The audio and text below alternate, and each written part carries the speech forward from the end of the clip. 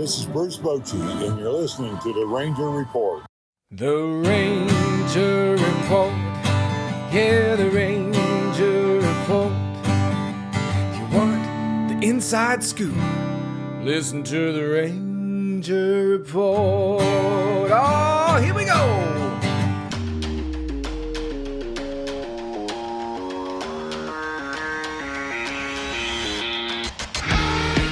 This is the Ranger Report podcast. News, insights, predictions, interviews, and information about the World Series champion Texas Rangers, from the major leagues to the minor leagues. And now, here are your hosts, Ben Dieter, Tyler Nilson, and CJ Berryman. Welcome back to the Ranger Report podcast. It has been a minute since we have done a show. I am joined today. I am Ben Dieter, by the way, if you forgot, because it's been a month. And over there with me, Kane McCutchen. Kane, what's going on, man? What is up? Thank you for having me, Ben. Glad to see you back on the pod. I was on a couple times while Ben was away, but just didn't hit the same. Been a crazy few months, man. I had a wedding that I had to attend. Not my wedding. My daughter got married. I had a funeral. A family member passed away that I had to attend, and I had all other kind of stuff going on in life. So we took a month off for the first time since we started doing this. So by the way, we are on the Fans First Sports Network, your source for the Rangers on the Fans First Sports Network. And of course, Kane also writes for the Fans First Sports Network.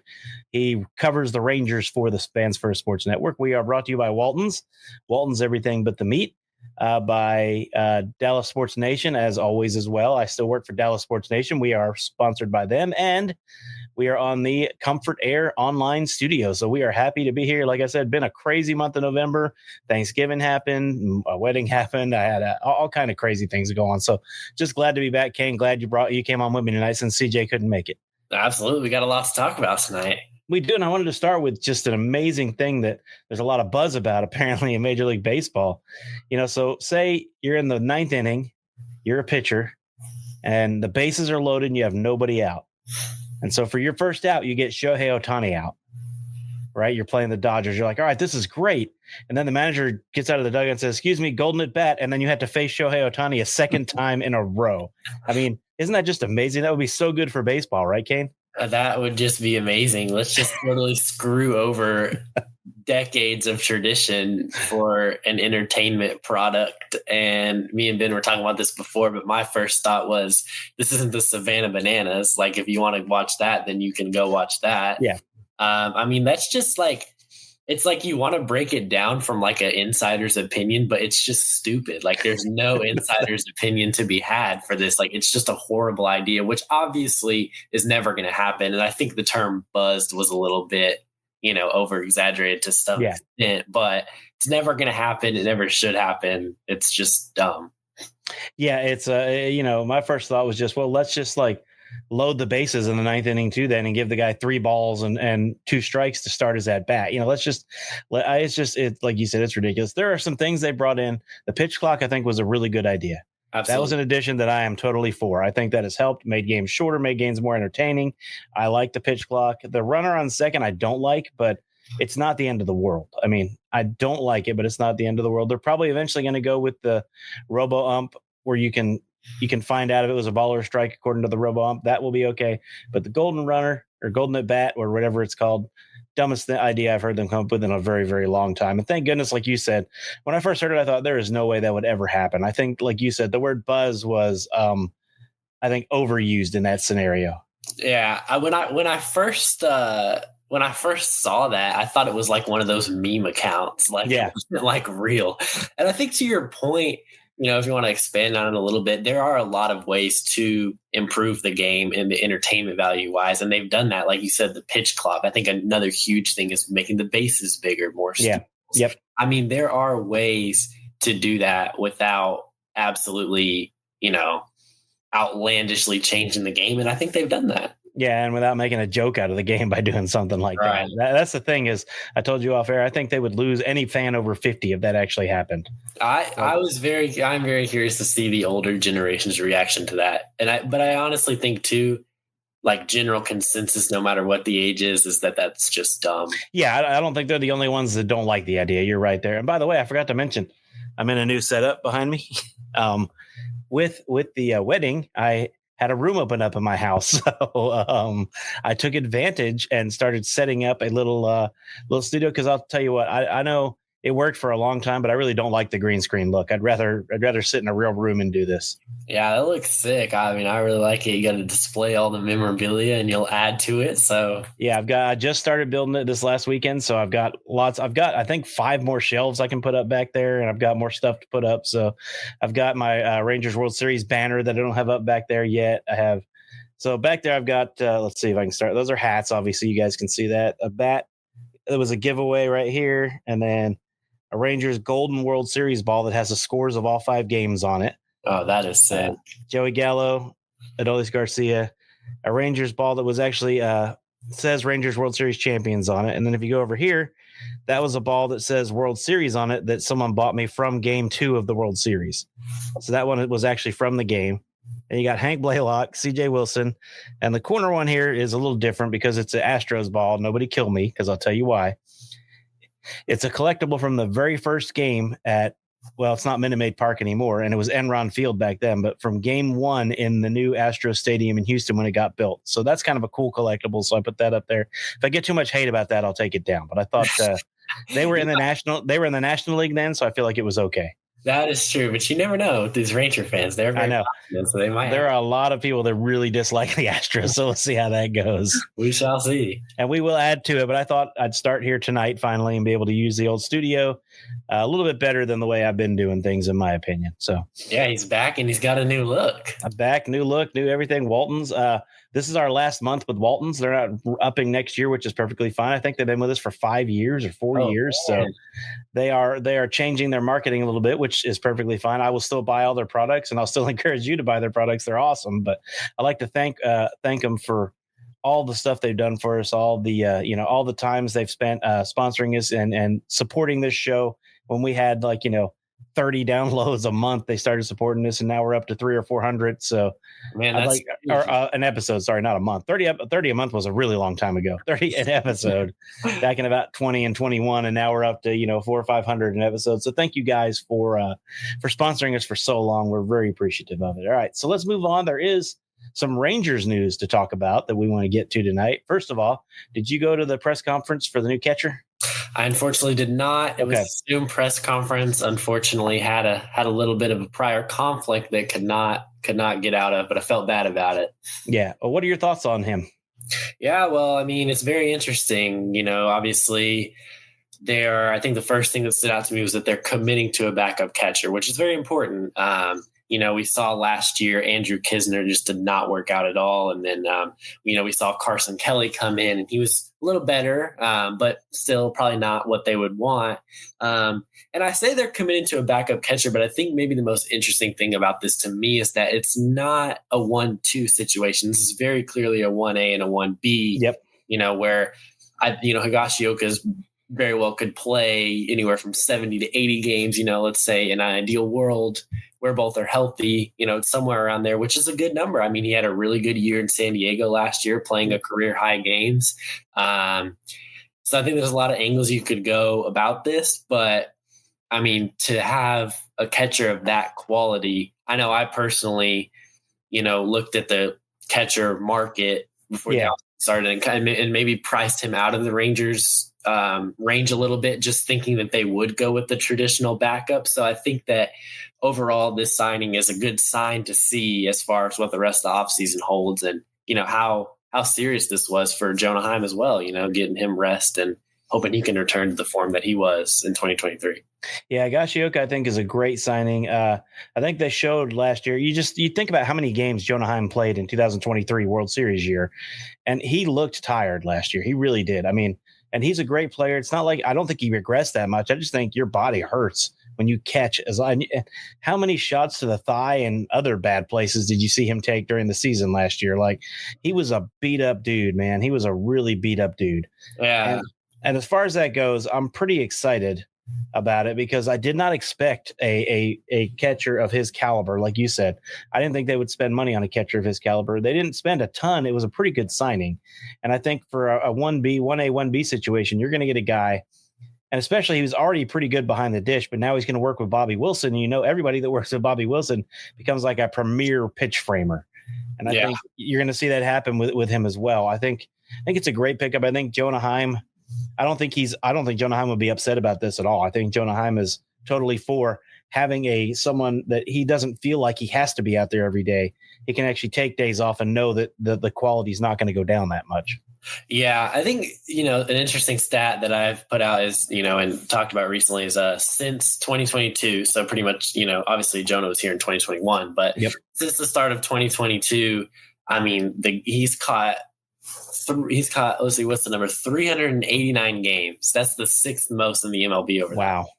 So, I mean, that's a lot. And I personally think the signing of Higashioka says more about what they envision for Jonah Heim than it does anything else. It shows, hey, like Jonah Heim is obviously a key piece to this team. And if this team is going to bounce back offensively, that's what they're relying on. And so they're investing in Heim as much as they are Higashioka, which is, a very smart move. So we'll see. And then, to your Bobby Wilson point, he talked about that a little bit on the Zoom. I mean, I think my takeaway was Bobby Wilson has really gained a reputation around the league as a high-end catching coach. Yep. And, like you said, getting that defensive work in with Higashioka and the pitch framing is something that's so important. And we've seen it with every catcher that's been here. I agree with you 100%. So good pickup for the Rangers. They have a little more work to do. I don't think we're going to be adding any more offensive players, just in my opinion. I think pitching is what we need. And let's move on to that because I hate to break Rangers fans' hearts, but Nathan Eovaldi's not coming back, Kane. Yeah, I think if you had to make me pick yes or no right now, it leans toward no. Could they afford it? Yes. Could they afford it with the bullpen help needed and, the bat that they maybe want but might not need? Probably not. So, I mean, I think you look at the starting pitching market. I mean, Yusei Kikuchi getting $22 million a year is not a good sign at all. And, if the budget is what we think it is, what they say it is, I'll take that back. They haven't really commented on what the budget is going to be, but if they really do want to give below the luxury tax, like they've said, which, you've got to believe them. Yeah. Does it look like Nathan Eovaldi fits in there? Probably not. No. So I could see, and I haven't looked at this. I could see, first of all, let's talk about, and I can't remember his name off the top of my head. I'm trying to look at what's the Japanese player that posts? Roki Sasaki. Yeah. He would not go against the cap. Right. So I could see the Rangers putting up some money to try to bring him here. And I think he would be a great addition, but there's lots of other teams that want him too. So that one's going to be a big fight. I think that would be a fantastic addition for the Rangers. And I do see that in the realm of possibility. I just don't know if I see it actually happening because of all of the teams that want him. Yeah, I really do. I really, really think it is in the realm of possibility. I think from what I've seen and heard from some people, they're really trying to kind of position themselves to sign him. And like you said, he's going to sign as an international free agent, which does not go toward the salary cap this year, which is, I think, another, honestly, the main reason why they're trying to position themselves. It's like you can get a starter without, you can get a high end starter. This is a guy that's a top 10, maybe top 5 free agent this winter. Yep. High level starter, bring him in. I think, they have a lot working for them. Obviously, the international bonus pool money, the Rangers have significantly more money than the Dodgers do. Yeah. You take that for a grain of salt. The Rangers are in the middle of the pack as far as international bonus pool money. Yeah. You can trade for more of that in specific increments. So we'll see. Maybe that'll give us a tail sign. If they start trading for more, then maybe we know, hey, they feel like they have a real shot. But I mean, you got to think this is a kid the Rangers, Josh Boyd and the Rangers front office has been scouting this kid since he was 15. Yep. So there's a relationship there. And I do think they really, really are positioning themselves to try to land him. Well, everyone was shocked back in the day when they landed Yu Darvish. So it wouldn't be as much of a shock, I don't think, this time if they landed him. So it'd be a good move. And then I'd like to get Kirby Yates back. We'll see if that happens. Josh Sborz will not be ready for the beginning of the season, it looks like, with his injury. David Robertson is probably going to go somewhere else. I don't think he's going to wind up here again. So they have some bullpen needs. Jose Leclerc, I don't think will be back as a Ranger either. So you're looking at quite an overhaul of the bullpen. And like you said, if they can get Higashi, if they can get him without having to spend all the regular money, the cap money, that'll help them with the bullpen. Because you remember in the rotation, we still have Jacob deGrom, obviously. We still have Cody Bradford. We still have Dane Dunning. Who am I forgetting? We still have Tyler Malley. Yeah. And then you got to factor in John Gray, and then whatever. And then Andrew Heaney might also come back. You don't know. They could bring Heaney back as well. So you're looking at, it's a decent rotation. If everybody stays healthy, it's actually a pretty good rotation. It's just the bullpen they really need help in. But what are your thoughts on the rotation right now?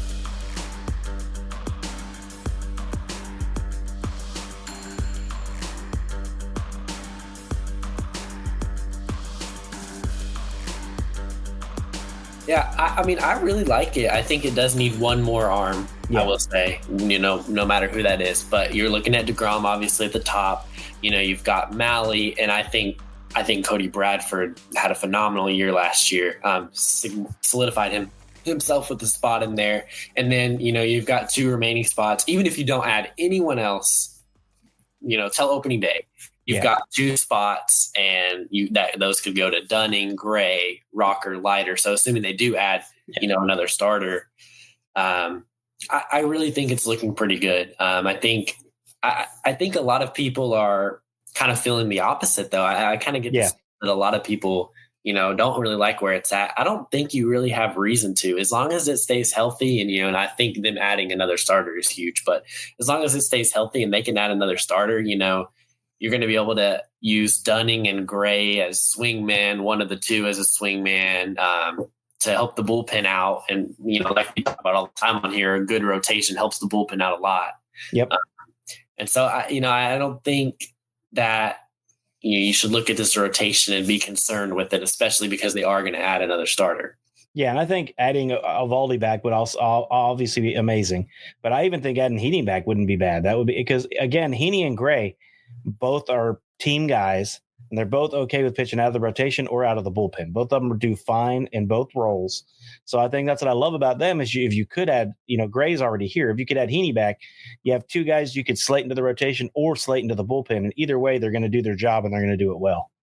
Absolutely. Gray, Dunning, and, if Heaney does. Dunning, too. I forgot about Dunning. Yeah. Yeah. Gray and Dunning, the swingman role is so important in today's MLB. And, having guys like that, it does go a long way. That's valuable. I think that's honestly, I think the reason that Dunning, was tendered a contract. You look at, obviously Chris Young can never have enough starting pitching depth. Yeah. But his flexibility, the ability to be a high level swingman, I think that factored a long way, because the Rangers very easily could have looked at Dunning and been like, all right, we'll save the, however many million. And obviously it took the pay cut, but it was projected to get around $4 million. Obviously Rangers got a deal there, but they did. Yeah. But he knew he didn't have the greatest, season last year. He was great in 2023.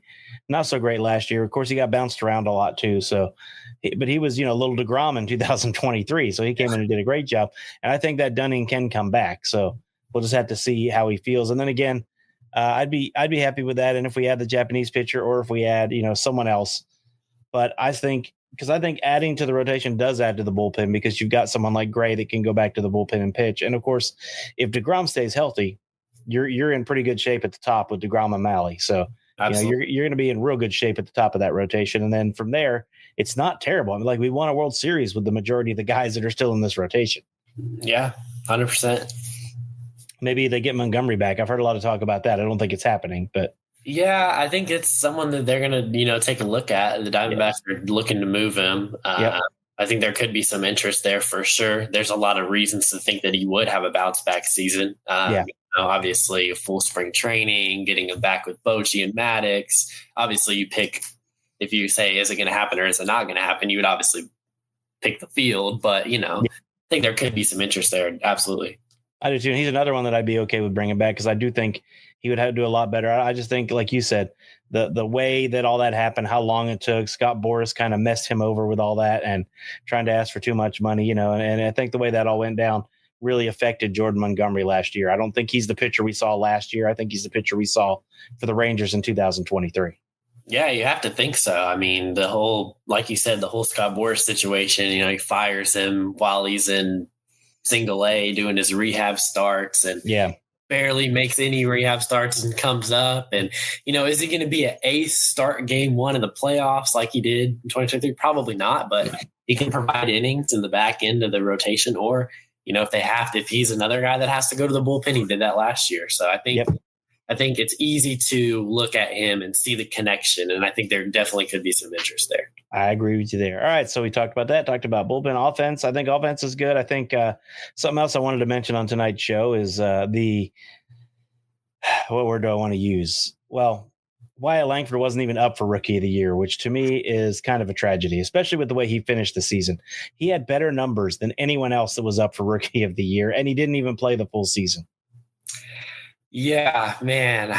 You kind of knew that was going to happen in a sense. Well, yeah. But I mean, wow. I was very surprised he didn't at least get nominated over Austin Wells. Yeah. Luis Gil obviously won, but yeah, very interesting. I mean, you got to look at the numbers, and pretty much any comparison, any way you slice it up, says that he should have been there. But he had a really good month at the end of the season, so you hope that that's what you get moving forward. Correct. Yeah. You're hoping he's figured it out, because he did. I mean, he looked amazing. He won, what was it, the American League Rookie of the Month and the American League Player of the Month in the month of September, which is a great way to end the season, by the way. Phenomenal way to end the season. I mean, he beat out Aaron Judge for the Player of the Month in September. Yep. So on a bad team. So yeah, phenomenal way to end the season for sure. Yeah. So we haven't talked, I don't think, since the World Series ended. So that was not as entertaining as people thought it would be. The Yankees did not show up for the World Series. No. Garrett Cole did, but the team didn't show up behind him. That's for sure. They did not. No. I did not enjoy that World Series, not quite as much as I enjoyed the 2023 World Series. Absolutely. The first game was good. Yeah, the first game was great. Yeah, and then the rest was kind of disappointing, but the offseason's in full swing now. So we got a lot of offseason news to talk about as well. We got a lot of offseason news to talk about, which is we're back, by the way, everybody. Once a week, we'll be back doing this show. Maybe more of news breaks. I might do little YouTube blurbs, YouTube shorts. I'm trying to get this thing back off the ground again now that I have a place to sit here and do this without bothering my family. It's kind of nice to be in a room instead of, so you guys don't know this, but I did the show from my living room. That's why the green screen. There was like people walking behind me all the time. You guys didn't know that. You couldn't see them because I had a green screen behind me. But like our TV's there, so they couldn't watch TV or do anything while I was doing my show, and it irritated the heck out of everybody. So with this, I can actually do a little bit more work now that we're back. So anyway, it ought to be fun. There's going to be so much to talk about, so much news. We just wanted to get. So it's going to be popping. Winter meetings are coming. I know, that's what I'm saying. The winter meetings are coming up. I wanted to get one in before those started. I have a feeling that the Rangers will be busy during the winter meetings, at least rumor wise, even if they don't sign a lot of people. Yeah, I mean, it's going to be a busy, fun time. Obviously, with the winter meetings being in Dallas, we are going to be running around like crazy, and there's going to be a lot of news. So stay tuned. Everyone's going to be pumping out content. I've tried to prepare as much as I can with it being my first time, so we will see. Yep. Heard that there's not a lot of places to sit down and going to be on my feet a lot. So yep. That and gonna find. You're young, you can handle it. Gonna find some content to put out there for you guys. But yeah, we've got the Rule 5 draft, we've got the draft lottery, obviously trades and signings. It's gonna be very exciting. So I have a feeling I'll be covering it for Fans First as well from here. I'll be doing not the Rangers. I'll be covering just other interesting stories from the winter meetings. And as well, I'll still be covering the Rangers for Dallas Sports Nation. So I'll have my weekly article on there covering what's going on with the winter meetings, probably more than weekly, just because Kane's covering Rangers on Fans First, and I want to write some Ranger stuff. So I'll put mine on DallasSportsNation.com or DallasSportsNation.com, and you guys can find it there. So it's going to be great. There's so much. I'm so glad we're back. I've missed doing this. I really have. When you take a month off of something you love, you realize how much you love it, and you miss it when you're not here. So hopefully all of us will be back together soon. But anyway, speaking of all that happening, the Rule 5 draft coming up. The Rangers protected a couple of players. One they did not protect, and I think we've had him on the show several times. I think there's a good chance, and maybe I'm wrong, I think there's a good chance that Blaine Krim goes somewhere. Yeah. I actually, so I have two, I think I think Blaine Crim is definitely one of the names you got to watch out for. Because consistent in the minor leagues. It's hard at every level. Every level. So I think he's someone you got to watch out for. I think he could maybe be picked later in the draft. I really think early in the draft, I think obviously Rule 5. It's easy to stack relievers. Hide relievers on your 40 minutes. So I really think Josh Steven. Yep. Is someone that very well could go, and then Brian oh my gosh, I cannot pronounce his name. Brian Magdaliano. Yeah, he's a hard name to say. Yeah, I think those two very well could be, going. Hate to see it, Josh Steven. He's been great from here, so hate to see it if he goes. And obviously Brian's been really good too. So I think those three, to your point, are definitely three that you want to watch out for. And then who knows? Do the Rangers pick someone? They did. Yeah. Last year, they picked Carson Coleman. Obviously, never saw him. They just returned him back to the Yankees. Yep. 3 issues, but they do have the 10th pick. So, I mean, that's, relatively high. So, we'll see. There might be some buzz there, and, we'll see what that's like. Yeah, well, it ought to be interesting next week to see how that goes. So I like the Rule 5 draft. I think a lot of people don't understand how the Rule 5 draft works, but I really like it because it's such a weird thing. Yeah. You don't protect a guy and they can just go, they can just pick him out of your organization. But if you don't know, they have to be on the major league roster for the entire year. They can't ever be sent down. If they're sent down, they have to offer them back to the team they took them from. Right. So at a price, it's not free, but you have to offer them back. And the team and it's a very, very cheap price that the team can buy them back at. So I was kind of hoping and not hoping at the same time that would happen to Mason Englert, so he would come back in the Rangers organization. But he actually had a really good year with Detroit the year that he got taken in the Rule 5 draft. So the Rangers have some guys. And again, that's why you have a stacked minor league, right? Is because you can afford to lose some of them, trade some of them, do what you need to do with some of them to get players for the major league team. The Rangers have done a great job with that. And again, I don't think, talking about 2025, I don't think we're going to see the offense from 2024. I think we're going to see, like, the Rangers offense last year was not what anyone expected to see, including the Texas Rangers. And I think even though Seager and Simeon had a really rough time during part of the season, but I think that collision with Adolis didn't help him at all. But no, I mean, that's like running into a brick wall, right? and it obviously messed up Adolis pretty good too. His knee obviously wasn't the same, and really, really suffered in right field because of that. His defense metrics were way down, and even the eyeball test was way down. So to your point, I really think that collision affected more than, maybe we knew or about. Well, because both those guys are pros and they wanted to keep playing, even though they were probably both banged up from that. So, but it was, and of course, Evan Carter out for most of the year. He'll be back for this year as well. So I think this team is going to be a lot different in 2025. We'll spend a lot of time talking about that over the next few months as we get ready. 70 days, I believe, or 71 days until pitchers and catchers report. I had it the other day. We're getting within 2 months of pitchers and catchers reporting. I do think I agree. Obviously, I think this offense is going to be a lot different. Justin Veely as a hitting coach, that's most of the work done right there. You're going to compare him with Donnie Ecker, and it's so interesting listening to those two talk about each other because they say they're on the same wavelength 99% of the time, and the other 1% they can figure it out. Obviously, in 2021 with the Giants, they were top 10 in home runs, slugging, OBP, all that stuff. Had that 107 win team, and so you get those two together and run the offense. It's looking good. They're really gonna have to go after.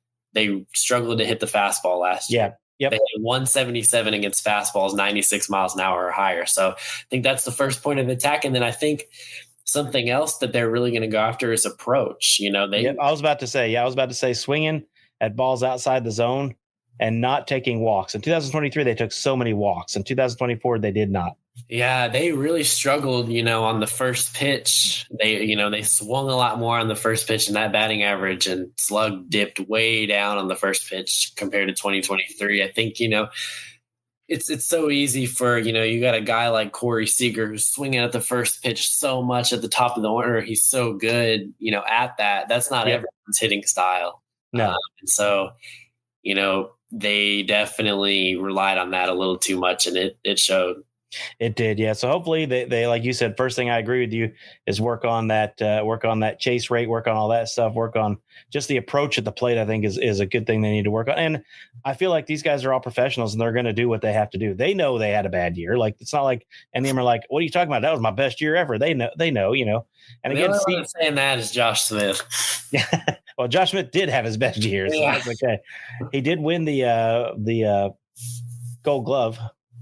Silver Slugger. Silver Slugger award. Silver Slugger, and he earned it. I mean, he carried the team right before the All-Star break, which was amazing to watch. Like it really was. So, you know, at the beginning of last year, and we've talked about this on here before, I thought he was gone. Like I didn't even think he'd make the team out of spring training. I also had him off my team in spring training. At the end of spring training. So absolutely. Yeah, but there, I'm glad I was wrong because he had quite a year right there, man. And you know, he would have had that somewhere else, and we all would have been like, watching him play. But I know, yeah. Thank goodness he did it here.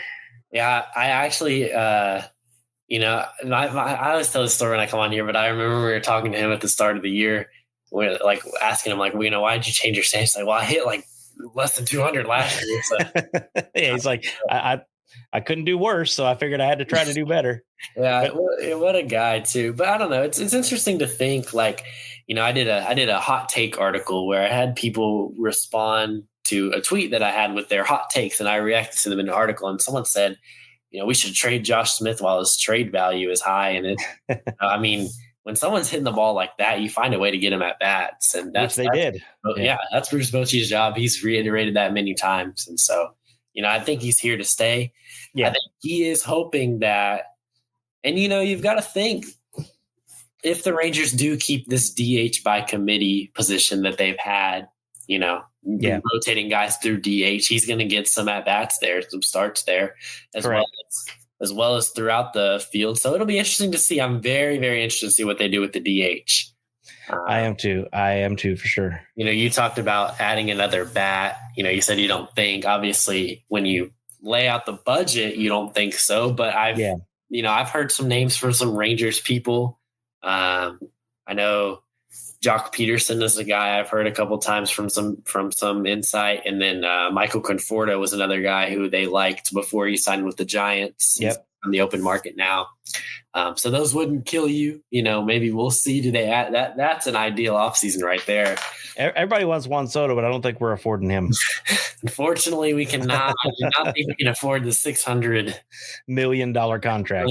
Contract that he's about to get. Well deserved, by the way. But oh man, he was pretty incredible last year. He really was, and good for him. You know, good for him. You want to see someone. I mean, a good young player like that. You know.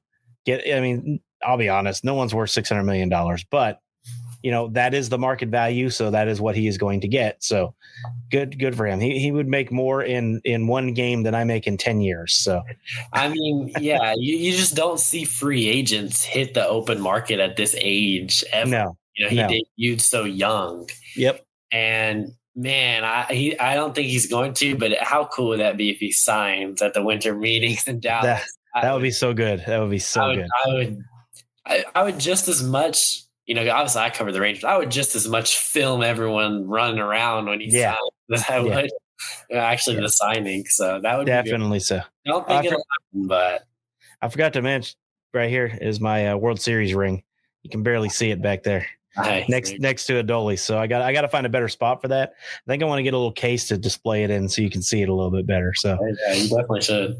Important stuff. Anyway, this is important things. All right. Well, I think that's about all we had for tonight. We just wanted to kind of get back on the air, get started, talk about some Rangers news I'd missed since I'd been gone for a month. I've been keeping up with it. I've been tweeting. So if you follow us at the Ranger Report on Twitter, follow Kane. What's your Twitter handle, Kane? At Kane_McCutchen 6. That is my Twitter. That is where you'll find all of my stuff until I'm working on a website currently. So until that launches. Oh, nice. Until that launches, you'll find all my stuff on Twitter. I have the rangerreport.com, but I don't use it anymore, unfortunately. I probably should, but I write for 2 other sites. It's hard to write for a third one that you don't get paid for. I get paid for the other ones. I don't get paid for my own. So I'm thinking about turning it into just the podcast site, you know, and I'm working on that to make it some articles occasionally, but mostly just the podcast stuff. So anyway, and also I'm at BDeater75, just if you want to follow my personal Twitter account, which I tweet about 3 times a year. Not that exciting. I pretty much tweet everything on the Ranger Report account. So Excuse me. So that's about it, Kane. Thank you. I'm glad you were able to join me tonight. Yeah, of course. Thank you for having me. Always love coming on. So we are back. Follow Kane at Kane McCutchen 6. Follow me at The Ranger Report. Follow our writings at Fan First Sports Network and mine at Dallas Sports Nation. Follow whatever else you want to. CJ, of course, is not on Twitter, but he tweets on The Ranger Report. So he will always sign his name at the end of it and say, CJ, after he tweets something. I see that. I'll just let you guys know if it's about the Cowboys, it wasn't me. So if it's about the Rangers, it was probably me. If you're looking for winter meetings content, my Twitter, that's where you're going to find it. And I will be retweeting Kane a lot during the winter meeting since I can't be there. So you will be my reporter on the field, on the ground. I can do that. You can be my reporter on the ground. So anyway, Kane, thanks again. Yeah, of course. Thank you for having me. We will do it next week. Deuces. Peace. Thanks for listening to the Ranger Report podcast. Find us on Twitter, Facebook, and at therangerreport.com.